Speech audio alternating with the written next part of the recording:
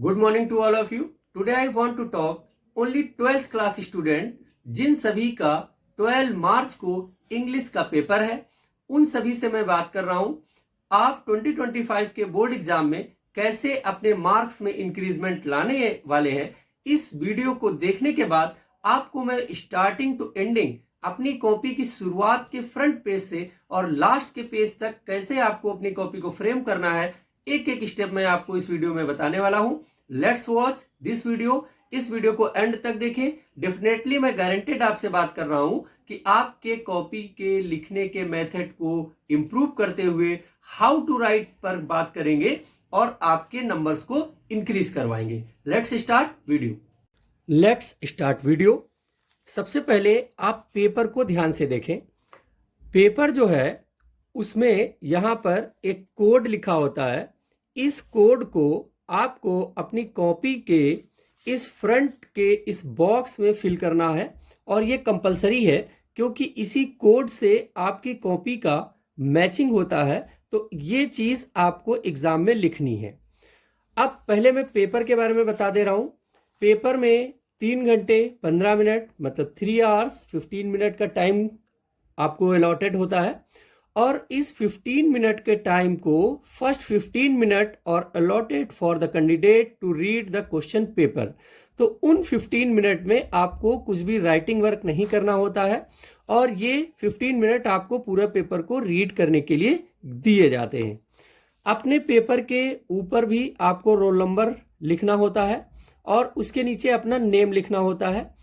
आप देखिए कि इसके इंस्ट्रक्शंस को ध्यान से पहले से पढ़ लेंगे तो आपको वहां पर बहुत इजी लगेगा।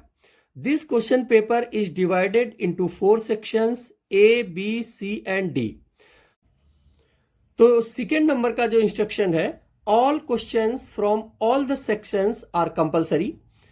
Mark are indicated against each question. इन सब पर हमको कोई स्पेशल फोकस नहीं करना है, बस ये ध्यान रखना है कि हमको सभी में क्वेश्चंस सारे सोल्यूशन करने ही हैं और मार्क्स उसके आगे दिए रहते हैं। अब हम बात करते हैं कैसे कॉपी को लिखेंगे।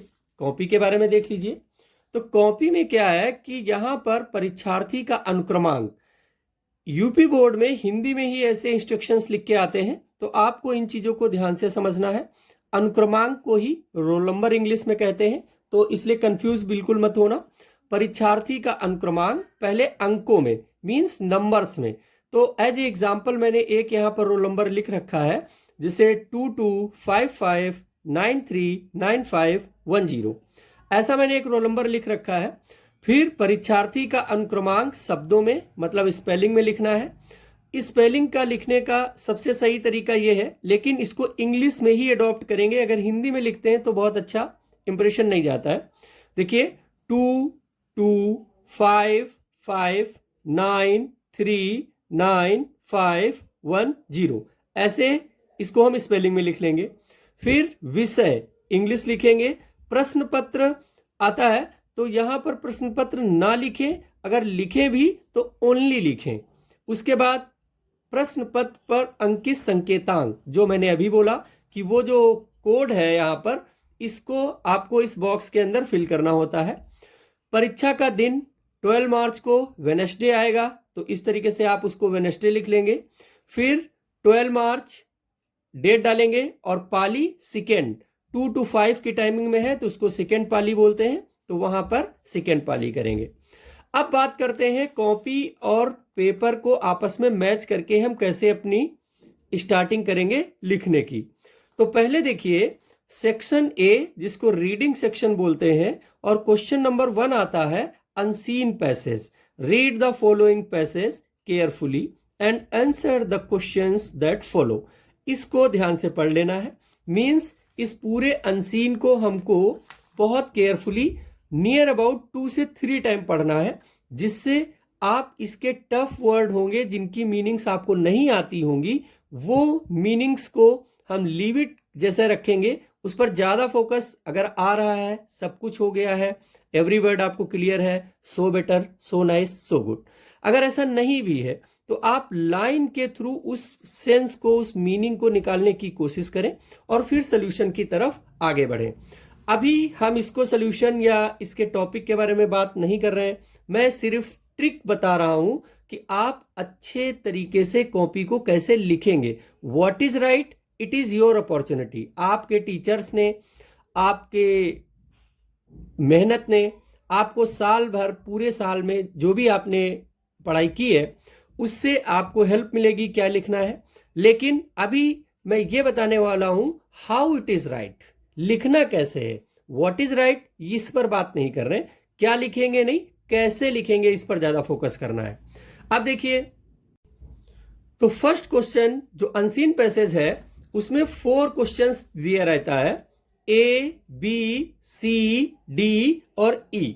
ये जो 4 क्वेश्चंस हैं इनके सभी के मार्क्स 3-3 रहते हैं, और जो ई नंबर का क्वेश्चन है उसमें 3 सब टाइप हो जाते हैं, जिनके आंसर्स में केवल 1 वर्ड टाइप के लिखने हैं। ध्यान रखना, जैसे find the word from the passage that means competence, ऐसा एक वर्ड आया तो इसका केवल एक ही मीनिंग देना है।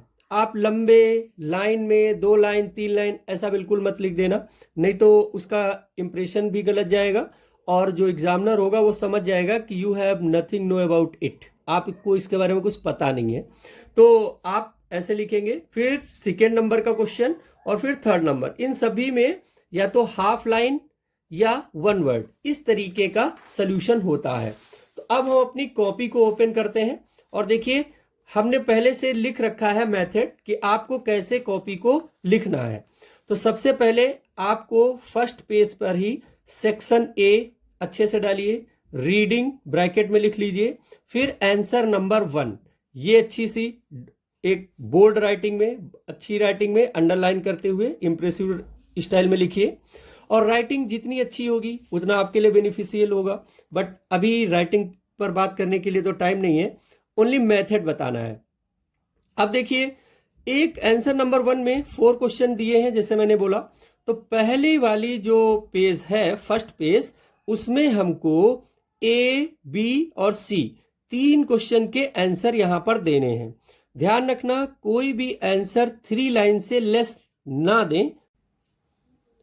कभी कभी आपको ऐसा लगेगा कि मेरा आंसर कंप्लीट हो गया है तो 1 या 2 लाइन में ही आप छोड़ेंगे। ट्राई करिए, कोशिश करिए कि उसको नियर अबाउट कुछ खुद से क्रिएशन करके 3 लाइन तक ले जाइए, फिर 1 लाइन बीच में छोड़ दीजिए, फिर उसको 3 लाइन नेक्स्ट लिखिए आंसर, फिर 1-2 लाइन छोड़ दीजिए, फिर सी वाला लिखिए। उसके बाद आपके तीनों क्वेश्चन यहां पर अनसीन के कंप्लीट हो गए। अब बचा 4th क्वेश्चन, उसके लिए हम पेज को आगे टर्न ओवर करेंगे। और देखिए, मैंने लास्ट में सभी पेज पर पीटीओ लिख रखा है, इसको आप भी जरूर लिखें, इससे अच्छा इंप्रेशन पड़ता है एग्जामिनर पर कि उसको आप सजेस्ट कर रहे हैं कि पीटीओ प्लीज टर्न ओवर। अब अगला पेज जब हम ओपन करेंगे तो देखिए यहां पर सी तक वहां क्वेश्चन हुए थे, फिर नेक्स्ट पेज पर जब आए तो यहां पर देखिए डी वाला आंसर यहां पे नोट करेंगे, फिर ई वाले में 3 सब टाइप है उसके। तो जो भी आपको वर्ड उसका मीनिंग देना है, थोड़ा सा एक्सप्लेन देना है, तो वो 1 लाइन या 1 वर्ड में यहां पर आ जाएगा। फिर 1 लाइन मिस करेंगे, छोड़ देंगे, फिर उसके बाद नेक्स्ट वर्ड आ जाएगा, फिर 1 लाइन छोड़ेंगे, फिर नेक्स्ट वर्ड या नेक्स्ट थोड़ा एक्सप्लेन आ जाएगा। उसके बाद ये अनसीन पैसेज आपको 2 पेज में कंप्लीट कर लेना है। That's clear. First question section A reading unseen passage ऐसे क्लियर करना है। अब बात कर लेते हैं नेक्स्ट क्वेश्चन की। अब देखिए सेक्शन बी, पेपर में देखिए सेक्शन बी राइटिंग, तो कॉपी में भी लिखिए section be writing, answer number 2। अब देखिए यहां पर 3 आर्टिकल्स गिवन है। पहले जो ऐसे आता था आजकल वो आर्टिकल बोला जा रहा है, आर्टिकल में आ रहा है। और देखिए इसमें लिमिट गिवन है 100 to 150 वर्ड्स, 100 to 150 वर्ड्स में लिखना है। मीन्स मान के चलिए कि अप्रोक्सीमेट इसमें ये जो बोर्ड की कॉपीज हैं उसमें 1 लाइन में 8 to 10 वर्ड्स आ जाता है, तो नियर अबाउट आप 15 लाइन के अप्रोक्सीमेट ही लिखें। क्यों? एक लिमिटेशन है और उसी प्रकार से आप अपनी कॉपी को उतने में जितना अच्छा कर सकें। ये नहीं बहुत लिख देंगे तो वो भी अच्छा इंप्रेशन नहीं देता है, कम लिखेंगे वो भी अच्छा इंप्रेशन नहीं देता है। तो देखिए मान लिया यहाँ पे 3 आर्टिकल्स गिवन है, तो हमने आर्टिकल नंबर सी को यहाँ पर मेंशन किया है। आपको वहाँ कोई भी ए आए तो आर्टिकल ए, बी आए तो आर्टिकल बी, सी आए तो आर्टिकल सी। अब मैंने मान लिया यहाँ पर place of English in modern India, ये आर्टिकल को पिक किया है। आर्टिकल की कभी भी स्टार्टिंग करें तो एक अच्छे इंप्रेसिव थॉट से करें। एक ब्लैक पेन से अच्छे से बोल्ड अच्छी राइटिंग में एक थॉट यहाँ पर मेंशन करें, उससे रिलेटेड लैंग्वेज से है या जिस तरीके से, जैसे एजुकेशनल ट्रिप है उससे रिलेटेड, आर्ट ऑफ ऑरेटरी है मतलब बोलने की कला, इससे रिलेटेड, या इंग्लिश से रिलेटेड, एक अच्छा सा इंप्रेसिव थॉट यहाँ पर लिखें। फिर आर्टिकल लिखना स्टार्ट करें और उसको सेकेंड पेज पर जाके फिनिश करें, मतलब उसके नेक्स्ट वाले पेज तक उसको हम फिनिशिंग दें। इसलिए देखिए मैंने इसको ब्लैंक कर रखा है। तो आर्टिकल को हमको सेकेंड पेज तक कम से कम थॉट बनाइए, अंडरलाइन करिए, थोड़ा आगे ले जाके यहां तक छोड़ दीजिए और इसके बाद नेक्स्ट पेज पर हम ट्रांसफर कर जाएं, आगे बढ़ जाएं आंसर नंबर 3 में। अब आंसर नंबर 3 क्या है? Official letter. यहां पर दोनों ही ऑफिशियल है। अब कोई एक अनऑफिशियल भी हो सकता है या जिसको हम फॉर्मल या इनफॉर्मल कहते हैं, तो ये फॉर्मल है। ऑफिशियल लेटर को ही फॉर्मल लेटर कहते हैं। तो इसमें क्या है, जहां पर जिसे दो हमारे एप्लीकेशन जिसको हम फॉर्मल लेटर कहते हैं लिखे हुए हैं, दो, एक डिस्ट्रिक्ट सप्लाई ऑफिसर को है और एक डिस्ट्रिक्ट मजिस्ट्रेट को है। तो जो भी आप लिख रहे हैं, जैसे और वाला लिख रहे हैं तो यहां पर और मेंशन कर दें, अच्छा इंप्रेशन पड़ेगा। नहीं भी करेंगे तो उसको पता रहेगा कि आंसर नंबर 3 में आपने उसको लिखा है। तो यहां से जब उसके फॉर्मेट में आएंगे तो आपको आपके टीचर्स ने क्लास में बहुत बार बात बताई होगी कि लेफ्ट के मार्जिन से हम लिखना स्टार्ट करें और कोशिश करेंगे कि सभी कुछ लेफ्ट में ही रखेंगे। तो यहां से जब हम सब्जेक्ट, सैल्यूटेशन और स्टार्टिंग ऑफ करेंगे, इंट्रोडक्शन देंगे, कंक्लूजन, तो वो नेक्स्ट पेज तक यहां तक आएगा। और फिर इसमें हम कुछ भी ना लिखें, इसको हम कंप्लीट कर लें। आंसर नंबर 3 इस टाइप से आपको कंप्लीट करना है। आप थोड़ा और आगे, वीडियो लंबा ना हो इसलिए मैं थोड़ा आपको स्पीड में और जल्दी से बताने की कोशिश कर रहा हूं कि आपको कम शब्दों में जल्दी से सारी बातें समझ में आ जाए। अब बात कर लेते हैं पेपर को। देखिए section C grammar, grammar section C copy को देखिए, सेक्शन सी डालिए, ग्रामर डालिए, आंसर नंबर 4 डालिए। अब इसमें क्या है, देखिए कुछ बच्चे क्या करते हैं कि डायरेक्ट ए ऑप्शन डाला और केवल जो आंसर है उसी के आगे वो लिख देते हैं। अच्छा मेथड क्या है, मैं सिर्फ अच्छी बात कर रहा हूं आपसे कि आप अच्छे नंबर कैसे ला सकते हैं। तो इसको फोकस करते हुए आपको जो मैं तरीका बता रहा हूं उसको अडॉप्ट करेंगे तो ज्यादा बेनिफिट रहेगा। आप जैसे यहां पे एक लाइन लिखिए, a government by official is called. अब इसका आंसर क्या है ये आपको डिसाइड करना है। अभी तो बिल्कुल मैं आपको बताने वाला नहीं हूं, लेकिन मान लिया जिसे इसका आंसर ब्यूरोक्रेसी है, लेकिन ब्यूरोक्रेसी डायरेक्ट मत लिखिए, पहले a government by official is called ये लिख लीजिए ब्लैक से, और उसके बाद इसमें हम नोट करें ब्लू से आंसर कि इसका ये ऑप्शन है। फिर फ्रेज का सेट इन मीनिंग, इसका जो मीनिंग है उसके नीचे नोट करें। और सभी के जब हम आंसर देंगे फिर एक लाइन छूट रही है, फिर जो साइनोनिम है उसको नोट करें। फिर which sentence, which of the following sentences is are correct, इसको नोट करें। एंटोनिम, इसको नोट करें। वन वर्ड, सब में वन वर्ड का आंसर आता जाएगा। और ये आंसर नंबर 4, इसमें 5 क्वेश्चन है, एक ही पेज पर फिनिश हो जाना चाहिए। That's is the way. अब हम आगे फॉरवर्ड करते हैं इसको। अब देखते हैं क्वेश्चन नंबर 5 को। तो क्वेश्चन नंबर 5 में देखिए यहां पर क्वेश्चन नंबर 5, इसके ए में नरेशन का सेंटेंस आता है, change any one of the following into indirect speech. तो अच्छा तरीका क्या है, कॉपी में देखिए आंसर नंबर 5 आप डालिए, आंसर नंबर 5 नोट करिए और ऊपर लिख दीजिए ए में, ए इधर लिखिए, change any one of the following into indirect speech. तो एग्जामिनर को पता रहता है कि आपने इनडायरेक्ट स्पीच किया है। फिर ऐसे मैंने एक लाइन एज एग्जाम्पल लिखा है, दूसरी जैसे पेपर को देखते रहिए।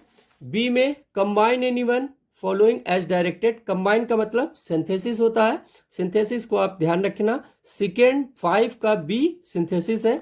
और देखिए इसमें पहला आया है वो इनटू सिंपल सेंटेंस में करना है, और सेकेंड जो आया है इसको कॉम्प्लेक्स सेंटेंस में बनाना है। अब सी उसके बाद नोट करें, फिर ये लिख दें transform any one of the following as directed. तो फर्स्ट जो देखिए ब्रैकेट में लिखा रहता है कि आपको किस में इसको चेंज करना है, क्योंकि ट्रांसफॉर्मेशन में बहुत सारे रूल्स होते हैं, सिंथेसिस में भी बहुत सारे रूल होते हैं, तो किस में बदलना है ये लिखा होता है। जिसे सिंथेसिस में सिंपल, कॉम्प्लेक्स और कंपाउंड 3 टाइप के सेंटेंसेस हैं, तो यहाँ पे 2A गिवन है, तो इनमें से कोई भी एक कर सकते हैं। ट्रांसफॉर्मेशन में बहुत टाइप के रूल्स होते हैं, तो फर्स्ट जो है वो पॉजिटिव डिग्री में इसको यानी में डिग्री चेंज का सेंटेंस है, और सेकेंड जो है वो इसको निगेटिव है, नो सूनर, और इसको अफर्मेटिव में ले जाना है। एक्टिव पैसिव भी इसी में आता है, इंट्रोगेटिव चेंज इसी में आता है, exclamatory, removing too, adding too, etcetera. अब बात कर लेते हैं D, correct any one of the following sentences. ये सिंटेक्स है, क्वेश्चन नंबर 5 का डी सिंटेक्स का सेंटेंस होता है, और ये एक रॉन्ग टाइप का ग्रामेटिकल कुछ एरर है इसमें, उसको आपको राइट करके लिखना है। तो ये जरूर लिख लीजिए, correct any one of the following sentence, तो क्वेश्चन पता रहता है, तो एग्जामिनर बहुत अच्छे तरीके से आपकी कॉपी को डील करता है, और अच्छे नंबर देना उसके लिए मजबूरी बन जाती है, और इस तरीके से ही आप अच्छे नंबर लाते हैं। That's clear. अगर आपको ये सारी चीजें अभी तक बिल्कुल सही लग रही हो तो प्लीज एक लाइक जरूर कर दें मेरे चैनल को, और अपने फ्रेंड्स में शेयर करें, जिससे कि मैं नेक्स्ट कुछ और अच्छी इसी तरीके की जानकारियां आपको देता रहूं। आगे बढ़ते हैं। अब देखिए answer number 6, answer number 6 paper को देखते हैं। आंसर नंबर 6 में क्या है कि translate the following passage into English, इसको ट्रांसलेट करना है, तो उसका कॉपी में लिखने का मेथड क्या है। आंसर नंबर 6 नोट करें, translate the following passage into English, ये नोट करें। फिर जैसे पूरा पैसेज तो नहीं लिख सकते, तो डॉट डॉट करके इधर के फर्स्ट के स्टार्टिंग के 2 वर्ड्स और एंडिंग के 2 या 3 वर्ड्स नोट कर लें, और उसके बाद यहाँ पर ट्रांसलेट करें, और इस पेज पर फिर कुछ ना लिखें। ध्यान रखें, देखिए एवरी पेज पर मैंने पीटीओ लिख रखा है एंडिंग में, आप भी ये ट्रिक जरूर अपनाएं। फिर हम पीटीओ से आगे बढ़ते हैं। यहां तक हमारा ग्रामर, राइटिंग और रीडिंग 3 जो सेक्शन थे, A, B, C और C, वहां तक क्लियर हुआ। अब बात कर लेते हैं सेक्शन नंबर डी की। तो सेक्शन नंबर डी होता है लिटरेचर, इसके नीचे मैंने लिटरेचर लिख रखा है, आप भी ऐसे ही लिखें, अंडरलाइन करें। आंसर नंबर 7, अब इसमें प्रोज से रिलेटेड शॉर्ट क्वेश्चंस आते हैं। तो प्रोज से रिलेटेड शॉर्ट क्वेश्चंस में 3 क्वेश्चंस देखिए, यहां पर ए में 2 दिए हैं और बी में भी 2 दिए हैं, तो ए का इस और बीच में लगा हुआ है, तो इन दोनों में से एक करना है, और बी में से इन दोनों में से एक करना है, मतलब 2 क्वेश्चंस करने हैं। तो अब जैसे हमने ए और बी 2 क्वेश्चन डाल रखे हैं, और इनकी भी लिमिट देखिए 40 वर्ड्स है, तो मान के चलिए मैक्सिमम आप 4 लाइन लिखिए, बस 4 लाइन के आसपास तक ये जाना चाहिए। अबाउट 40 वर्ड्स है, मतलब इससे अबव नहीं जाना चाहिए, 40 वर्ड्स के अप्रोक्सीमेट ही रहना चाहिए, 35, 30, 32, 40, 38 ऐसे टाइप का। तो 4 लाइन का कॉम्बिनेशन रखिए। तो मैंने देखिए यहाँ पे काफी लाइंस के 1, 2, 3, 4 यहाँ तक आ जाएगा, फिर 2-3 लाइन छोड़ रखी है, तो जिससे कि बीच में थोड़ा गैप भी दिखेगा, और आपका अच्छे से सेंटेंस बनेगा, अच्छे से आंसर फ्रेम होगा। अच्छा, इनमें भी इस ट्रिक को जरूर याद रखना कि अगर ए में फर्स्ट कर रहे हैं तो कोई बात नहीं, अगर और वाला कर रहे हैं तो यहां पर और को मेंशन कर देना, यही बी में भी करना। ओके, अब बात कर लेते हैं हम अपने आंसर नंबर 8, मतलब क्वेश्चन नंबर 8 की, जो प्रोज का एक लॉन्ग क्वेश्चन है। तो यहां पर answer any one of the following in about 80 words, तो इससे डबल होना चाहिए। तो शॉर्ट के दोनों क्वेश्चन हम एक पेज पे कर लेंगे, तो लॉन्ग का पूरा क्वेश्चन हमको एक ही पेज पर करना है। हमने यहाँ ए डाल रखा है, अगर आप ए वाला अटेम्प्ट कर रहे हैं तो यही लिखें, अगर आप बी वाला अटेम्प्ट कर रहे हैं तो यहाँ पर बी लिखें। अब बात कर लेते हैं क्वेश्चन नंबर 9 की। 9 क्वेश्चन में देखिए यहाँ पर एक स्टेंजा गिवन होगा, और स्टेंजा में 3 क्वेश्चंस ए, बी, सी गिवन होंगे, और सभी क्वेश्चन की वैल्यू 2 मार्क्स ईच है। तो यहाँ पर देखिए कॉपी में आंसर नंबर 9 नोट करिए, और स्टेंजा को भी कंप्लीट नहीं लिख सकते पूरा, उसमें टाइम जाता है, टाइम स्पेंड करने की कोई जरूरत नहीं है, जितना फोकस हो उसके वो आंसर को सोचने और लिखने पे अपना टाइम लगाइए। तो इसको डॉट डॉट करके इधर के 2 वर्ड्स और लास्ट के 2 वर्ड्स करते डॉट करते हुए इसको मेंशन कर, ये जरूर करिए, मेंशन कर लीजिए। फिर ए, बी, सी, अब इनकी वैल्यू जो 2 मार्क्स की है, तो मान के चलिए इनको आपको 2 लाइन या मैक्सिमम 3 लाइन तक फिनिश करना है, एक लाइन में नहीं छोड़ना चाहिए, टू लाइंस लिखते हुए इस आंसर नंबर 9 को पोएट्री के क्वेश्चन आंसर जो स्टेंजा से रिलेटेड होंगे उन्हीं के आंसर को हमको यहाँ पर इस तरीके से लिखना है टू लाइंस में। अब बात कर लेते हैं क्वेश्चन नंबर 10 जो एक सेंट्रल आइडिया होता है। सेंट्रल आइडिया देखिए question number 10, right the central idea of any one of the following poems. यहाँ पर 3 पोएम मेंशन होती हैं। आपकी ओवरऑल आपके कोर्स में 5 पोएम ही है, तो कोई भी 2 अगर आप याद कर लेंगे तो मोस्ट प्रोबेबिलिटी 90% आपको वो सेंट्रल आइडिया आ जाएगा। तो देखिए यहाँ पे 3 गिवन है, तो 3 में से कोई भी, जैसे मान लिया हमने यहाँ पर कीपिंग क्वाइट को मेंशन किया हुआ है, तो आप जिस भी सेंट्रल आइडिया को लिखें उसको यहाँ पर ऐसे ही जरूर मेंशन कर लें कि हम कौन वाला लिख रहे हैं। तो अगर हमने मान लिया बी वाला लिखा है तो सेंट्रल आइडिया कीपिंग क्वाइट, तो ए बी सी डालने की जरूरत नहीं रहेगी क्योंकि आपने यहाँ पर ऑलरेडी ही उसकी हेडिंग को नोट कर दिया है। Very good. अब बढ़ते हैं अपने सेकेंड लास्ट पे और इसको देखते हैं कैसे। ये सप्लीमेंट्री जो आपकी बुक है उससे रिलेटेड है, सेम प्रोसेस है जैसा प्रोज में था। देखिए आंसर नंबर 11 में प्रोज में 2 शॉर्ट क्वेश्चन आ रहा था, सप्लीमेंट्री में भी 2 शॉर्ट क्वेश्चन आ रहा है। तो आंसर नंबर 11 नोट करें, ए और बी डालें, ए और बी वही और करके क्वेश्चन गिवन होगा। अगर आप और वाला अटेम्प्ट करें तो प्लीज यहां पर और जरूर मेंशन कर दें, इससे अच्छा इंप्रेशन आपका पड़ेगा। और अगर आप डायरेक्ट फर्स्ट वाला ही अटेम्प्ट कर रहे हैं तो और लिखने की जरूरत नहीं है। तो ए वाला लिखे फर्स्ट, उसके बाद 1-2 लाइन छोड़ देंगे, फिर बी वाला नोट करेंगे और ये कंप्लीट हो जाएगा। फिर लास्ट पेज बचता है क्वेश्चन नंबर 12 जो एक लॉन्ग क्वेश्चन है सप्लीमेंट्री से रिलेटेड। इसमें 2 क्वेश्चंस गिवन रहता है और 1 क्वेश्चन आपको अटेम्प्ट करना होता है और इसको भी हम आंसर नंबर 12 नोट करेंगे। ए या बी जो भी आप अटेम्प्ट करें वो यहाँ पर मेंशन कर लें, ए करें तो ए, बी करें तो बी। और उसके बाद इस पेज भर में एक पेज में 80 वर्ड्स बहुत आसानी से आएंगे, तो आप ध्यान रखें इस तरीके से आपको आपकी कॉपी को फिनिश करना है। नेक्स्ट पीटीओ बिल्कुल ना भूलें। देखिए जैसे मैं फिर से आपको बता दे रहा हूं कितने पेज आप इसमें इंगेज करेंगे। 1 इसका दोनों तरफ अनसीन पैसेज हो गया। सेकेंड राइटिंग आर्टिकल, इसमें भी 2 पेज, मतलब ये आगे पीछे ये भी कंप्लीट हो गया। ये लेटर के लिए हो गया। इसके बाद 4 का 1 पेज, 5 का 1 पेज, 6 के लिए 1 पेज, 7 के लिए, 8 के लिए, 9 के लिए, 10 के लिए, 11 के लिए, 12 के लिए। पीटीओ सब पे है। जैसे ही 12 कंप्लीट होता है अगले पेज पर अपना रोल नंबर, देखिए अपना रोल नंबर बोल्ड राइटिंग में बढ़िया पूरे पेज पर पूरा रोल नंबर लिख दें। Thanking you respected sir overall. That's is the final trick of writing your copy. अगर आपने इस ट्रिक से कॉपी को मेंशन किया, लिखा और राइटिंग पर, डेकोरेशन पर थोड़ा फोकस किया, तो आप अगर कुछ चीजें मिस भी कर रहे हैं, अच्छे से पेपर में नहीं लिख पाए हैं या कुछ आपको याद नहीं भी आ रहा है, फिर भी ओवरऑल आप 90+ के आसपास नंबर ला सकते हैं। That's best wishes to all of you for the exam. मेरे तरफ से सभी को बहुत बहुत शुभकामनाएं। अच्छे से पेपर देना। Best of luck, good luck. अब मैं आपके टच में बना रहूंगा। Thanks for watching my video.